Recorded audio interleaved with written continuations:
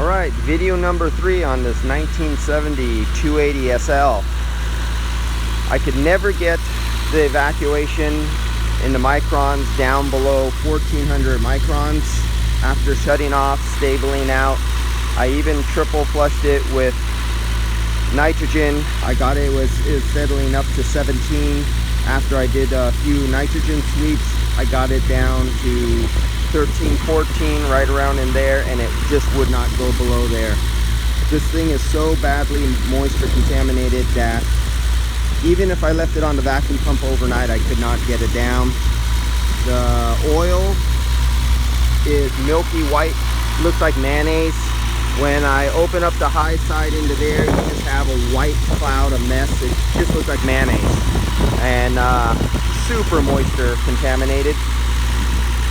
So here we got 14 on the low side, 220. That's an old thermal fan clutch, not working that great, so we don't got great airflow. System is over oiled. It has 4 ounces dumped on top of the original charge, most likely.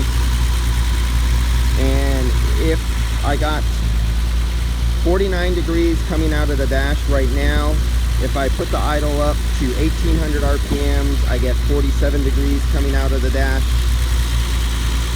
So our outside temperature is 71 degrees right now, that you can see right there, 76, and that all depends on how fast that thermal fan clutch kicks in and out, up in RPMs, down in RPMs. And because of that, the air comes and it wraps around, and you can actually feel a little bit of the hot air wrapping around here. It brushes up here, and the themister is actually taking the temperature right here, and I can feel gusts of warm air popping up and rolling around sitting here at idle.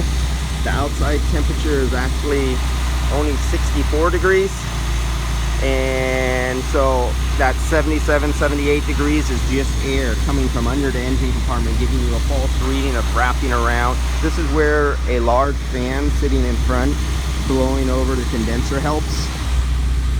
You ever see the large fans? That's a help for something like that. If the customer asks me, what can I do to squeeze out a few more degrees and get this system a little better?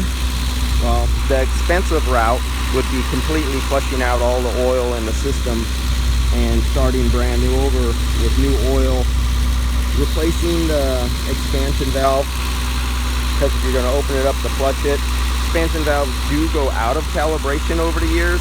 That little top on top of the expansion valve has a diaphragm in it, and it has a gas on both sides. You have the gas in the system, the gas charge that's caught inside the valve. They do go out of calibration. They may not go bad, but go out of calibration. Replace the receiver dryer, and then charge the system up.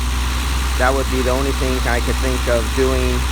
But if you wanted to take the cheaper route and try to save a few dollars, still replace the receiver dryer. Don't go after the expansion valve, and leave it on a vacuum pump overnight. I already performed a nitrogen sweep on this thing. Nothing more I could do for it, but at least I got up to 47 degrees out of the dash, and these were notorious for not being great on air conditioning in the first place. So that's it on this one. It's a wrap up.